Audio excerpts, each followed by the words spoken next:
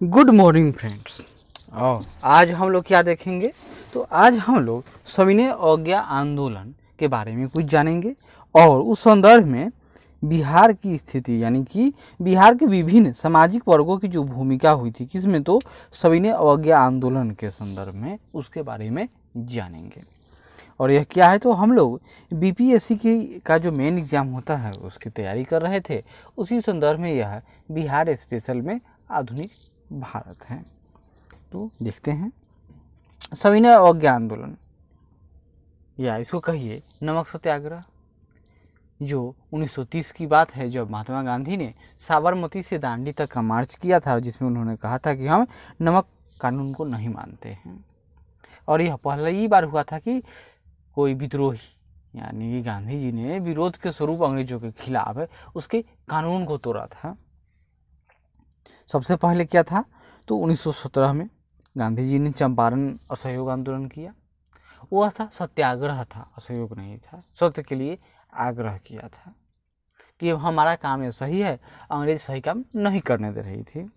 उसके बाद 1920 में असहयोग आंदोलन, यानी गांधी जी थोड़ा और मुखर होते हैं और अब वो सरकार के खिलाफ कामों में असहयोग करेंगे। अब गांधी जी और आगे बढ़ते हैं और 1930 में जो सविनय अवज्ञा आंदोलन शुरू हुआ, यह सविनय अवज्ञा आंदोलन था, यानी जो अंग्रेजों का कानून है उसको अभी नहीं मानेंगे। और इसी कड़ी में 1942 में क्या शुरू होगा, 1942 में शुरू होगा अंग्रेजों भारत छोड़ो, यानी कि अब अंग्रेजों तुम लोग यहाँ से चले जाओ। तो देखते हैं आज सविनय अवज्ञा आंदोलन गांधीवादी आंदोलन का यह अगला पड़ाव था, जिसका देश भर में व्यापक प्रभाव पड़ा था। तो पहला कौन था, तो वही असहयोग आंदोलन, जिसको गांधी जी ने चौरी चौरा में जो हत्याकांड हो गया था, यानी कि जिसमें भारत कुछ लोगों ने एक पुलिस स्टेशन को आग लगा दिया, जिसमें 22 से ज़्यादा लोग यानी भारतीय सिपाही मारे गए थे। उसे गांधी जी बहुत दुखी हुए और उन्होंने असहयोग आंदोलन को तत्काल ही बंद कर दिया था। इसका प्रस्ताव 1929 में लाहौर में कांग्रेस के अधिवेशन में लाया गया था। तो 1929 का जो लाहौर अधिवेशन है वह किसकी अध्यक्षता में, तो पंडित जवाहरलाल नेहरू। 1929 में क्या हुआ था, तो पंडित जवाहरलाल नेहरू ने घोषणा किया था कि हम पूर्ण स्वतंत्रता यानी पूरा आज़ादी लेकर रहेंगे। इसी अधिवेशन में पूर्ण स्वतंत्रता का प्रस्ताव भी पास हुआ। 26 जनवरी को स्वाधीनता दिवस मनाने का फैसला लिया गया और इसी दिन से 26 जनवरी को झंडा फहराया जाने लगा। और पहली बार कब, तो 26 जनवरी 1930 को कहाँ फहराया गया था, तो रावी नदी के तट पर। 26 जनवरी 1930 को बिहार में भी स्वाधीनता दिवस उत्साहपूर्वक मनाया गया, जिसमें छात्रों ने सक्रिय योगदान दिया था। गांधी जी ने 12 मार्च 1930 को दांडी यात्रा आरंभ की। दांडी यात्रा का मतलब कहाँ से, तो साबरमती यानी अहमदाबाद से शुरू करेंगे दांडी के लिए। एवं 24 दिन बाद यानी 6 अप्रैल 1930 को हजारों लोगों के साथ दांडी पहुंचकर नमक कानून तोड़ा। इसके बाद पूरे देश में नमक कानून तोड़े गए। साथ ही सरकार विरोधी व्यापक सक्रियता भी इस दौरान देखी गई। 15 अप्रैल 1930 को बिहार में नमक सत्याग्रह आरंभ हुआ था। चंपारण एवं सारण, चंपारण यानी पूर्वी चंपारण और पश्चिमी चंपारण आज का, यानी मोतिहारी और बेतिया, सारण यानी कि छपरा कहिए इसको, सारण जिलों में नमकीन मिट्टी से नमक बनाया गया। इसका प्रसार मुजफ्फरपुर, पटना, शाहाबाद आदि क्षेत्रों में भी हुआ। सरकार ने आंदोलन का कठोरता से दमन किया एवं हजारों लोगों को कैद कर लिया। 4 मई 1930 को गांधी जी की गिरफ्तारी के साथ ही आंदोलन और तीव्र हो गया। 9 मई 1930 को बिहार प्रदेश कांग्रेस कमेटी ने विदेशी वस्त्रों और शराब की दुकानों के आगे धरना देने का प्रस्ताव रखा था।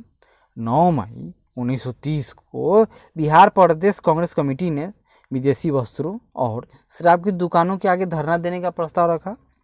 16 मई से प्रस्ताव पर कार्यान्वयन आरंभ हुआ। इस कार्य में महिलाओं ने बढ़ चढ़कर हिस्सा लिया। विदेशी वस्त्रों के बहिष्कार से प्रेरित होकर छपरा जेल के कैदियों ने विदेशी वस्त्र पहनने से इनकार कर दिया और वे लोग स्वदेशी वस्त्र न मिलने तक नंगे रहने का निश्चय किया। और जब कैदियों को स्वदेशी वस्त्र दी गई तब जाकर यह हड़ताल यानी कि नंगी हड़ताल खत्म हुई थी। मई 1930 में सर अली इमाम की अध्यक्षता में पटना स्वदेशी लीग की स्थापना हुई। सर अली इमाम की अध्यक्षता में क्या, तो पटना स्वदेशी लीग की स्थापना हुई थी। सविनय अवज्ञा आंदोलन के दौरान बिहार में चौकीदारी कर बंद करने के लिए भी आंदोलन हुए।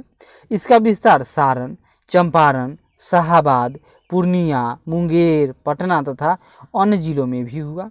चौकीदारी कर मतलब क्या, जैसे कि मान लेते हैं कि यह एक गांव है, तो गांव की एक सीमा रेखा हो गई। तो पहले क्या था कि जैसे आज भी चौकीदार बहाल होते हैं, उनका काम क्या होता है, गांव की रक्षा करना। तो पहले था कि जो गांव में जो लोग हैं, जो परिवार हैं, इन्हीं को टैक्स देना पड़ता था और जो चौकीदार होगा वो इन्हीं से पैसा लेगा और वो बदले में इस गाँव की रक्षा करेगा। लेकिन यह टैक्स ज़्यादा था, मतलब ये विरोध था। आज तो ऐसी बात नहीं है कि कोई गांव वाले ही चौकीदारों को टैक्स दें और वो चौकीदार गांव की रक्षा करे। आजकल तो सरकार ही पैसा देती है। तो उस समय बिहार में चौकीदारी टैक्स पर भी रोक लगा दी, यानी प्रतिबंधित कर दिया गया, नहीं देंगे। इसका विस्तार देख लीजिए कहाँ कहाँ हुआ। सरकारी दमन चक्र भी जोरों पर चला। कांग्रेस के प्रमुख नेताओं को गिरफ्तार कर लिया गया एवं 30 जून 1930 को कांग्रेस को अवैध संस्था घोषित कर दिया गया, यानी कांग्रेस अवैध हो गई थी। 5 मई 1931 को गांधी इरविन समझौता को याद कीजिए, कब, तो 5 मई 1931 को, जिसके तहत अंग्रेजों ने कांग्रेस नेताओं की रिहाई की, कांग्रेस के नेताओं को, अदर को नहीं। एवं गांधी जी ने द्वितीय गोलमेज सम्मेलन में कांग्रेस की ओर से भाग लेना स्वीकार किया, परंतु इस गोलमेज सम्मेलन के विफल रहने पर आंदोलन पुनः आरंभ हुआ। इसी में कहा जाता है कि जो गांधी इरविन समझौता हुआ था, इसमें गांधी जी ने भगत सिंह के बारे में बात नहीं की, क्योंकि भगत सिंह को छुड़वाना चाहिए था। लेकिन गांधी जी शायद यह हो कि अंग्रेज माने ही न हो, मुद्दा में ही बातों रहा ही न हो, लेकिन कहने वाले कहते हैं। फिर जब गांधी जी गोलमेज सम्मेलन से वापस आए, क्यों आए, क्योंकि वहाँ पर पहले से ही अम्बेडकर, मोहम्मद अली जिन्ना, ऐसे बहुत सारे लोग बैठे हुए थे।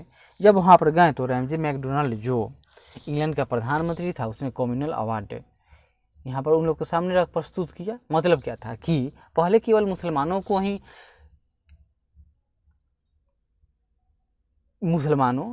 को क्या दिया जाता था, तो जो कांग्रेस मान चुकी थी कि सेपरेट इलेक्टोरेट, यानी कि उनका जो कैंडिडेट खड़ा होगा वहाँ पर केवल मुसलमान लोग ही वोट देंगे। उसी तरह अब जो आज SC ST कही, इन लोगों के लिए भी स्पेशल सेपरेट इलेक्टोरेट की व्यवस्था की घोषणा कर दी गई थी, जिससे गांधी जी क्षुब्ध हो गए और वो सीधे रिटर्न भारत आ गए थे। अब यहाँ पर आएंगे तो पुणे जेल में इनको पकड़कर बंद कर दिया जाएगा। तब गांधी जी यरवादा जेल से ही वहीं पर आमरण अनशन में बैठ जाते हैं। अब जब इनकी तबीयत खराब होती है तो अंबेडकर साहब पर बहुत प्रेशर पड़ता है कि कहीं गांधी जी मर जाएंगे तो अंबेडकर को ही सारा दोषी भोगना होगा कि उन्होंने ही गांधी जी को मरवा दिया। जिसलिए अंबेडकर और गांधी जी के बीच पैक्ट होता है, जिसको कहा जाता है पूना पैक्ट। और आज जो देश में आरक्षण है, या लोकसभा और राज्यसभा, या लोकसभा और विधानसभा में जो आरक्षण की पद्धति है, ये SC को 84, ST को 47 सीटें दी गई हैं, वो सब सूत्रपात यही 1932 से ही होती है। या कहा जाए कि जो आरक्षण की शुरुआत होती है वह 1932 से की पूना पैक्ट से होती है। तो 4 जनवरी 1932 को राजेंद्र प्रसाद, ब्रज किशोर प्रसाद, कृष्ण वल्लभ सहाय आदि की गिरफ्तारी किए गए। मोतिहारी में गोलीकांड में कई लोग मारे गए। लगभग इसी समय रैमजे मैकडोनाल्ड के द्वारा घोषित सांप्रदायिक निर्णय यानी कम्युनल अवार्ड के विरुद्ध गांधी जी ने हरिजनों के उद्धार का आह्वान किया। बिहार में हरिजन सेवक संघ की शाखाएं खोली गई। 12 जुलाई 1933 को गांधी जी ने व्यक्तिगत सत्याग्रह का प्रस्ताव रखा। बिहार में इसका काफ़ी अच्छा प्रभाव रहा था। लगभग 880 सत्याग्रही जेल भेजे गए थे। आंदोलन की समाप्ति पर इसके प्रभाव निर्णायक रहे और इसके प्रभाव भविष्य के आंदोलनों पर देखे गए थे। इस प्रकार बिहार में सविनय अवज्ञा आंदोलन में समाज के विभिन्न वर्गों की भागीदारी रही। इस आंदोलन में कृषक वर्गों एवं महिलाओं की भागीदारी उल्लेखनीय रही। महिलाओं में विंध्यावासिनी देवी एवं कमल कामिनी देवी आदि ने भाग लिया। असहयोग खिलाफत आंदोलन की तुलना में इसमें मुसलमानों की भागीदारी कम रही, क्योंकि मुस्लिम लीग ही अब मुसलमानों का एकमात्र कहा जाए कि वो आवाज़ बनने की कोशिश कर रही थी। अब जहाँ मुस्लिम लीग कहेंगे कि इधर ईस्ट इधर वेस्ट, अब पूरे देश में जो इस्लाम मुसलमानों की स्थिति हो गई थी कुछ कुछ इसी तरह की बनती जा रही थी। फिर भी अनेक मुस्लिमों ने अपना योगदान दिया। श्रमिक वर्ग ने इस आंदोलन में पूर्व की तरह उत्साह नहीं दिखाया, परंतु अब मध्यम शिक्षित वर्ग, जो मिडिल क्लास पहले 1857 के विद्रोह के समय दर्शक बना हुआ था, वो मिडिल क्लास जो इस विद्रोह के समय अंग्रेजों का सहयोगी बना रहा, आँख और कान की तरह काम किया था, वही अब मध्यम वर्ग अब अंग्रेजों के खिलाफ हो चुका था। वकीलों, अध्यापकों, पत्रकारों यानी कि पढ़े लिखे लोग कहिए ने इस आंदोलन में उत्साहपूर्वक भाग लिया एवं आंदोलन को सफल बनाया। तो हम लोगों ने आज क्या देखा? सविनय अवज्ञा आंदोलन में बिहार के विभिन्न सामाजिक वर्गों की भूमिका का मूल्यांकन करें। अगले बार एक नए अलग से क्वेश्चन या एक अलग मुद्दे के साथ फिर से हाजिर होंगे। तब तक धन्यवाद। आशा करते हैं कि यह प्रयास अच्छा लगे। ज़रूर लाइक करें, शेयर करें, कमेंट करें और सब्सक्राइब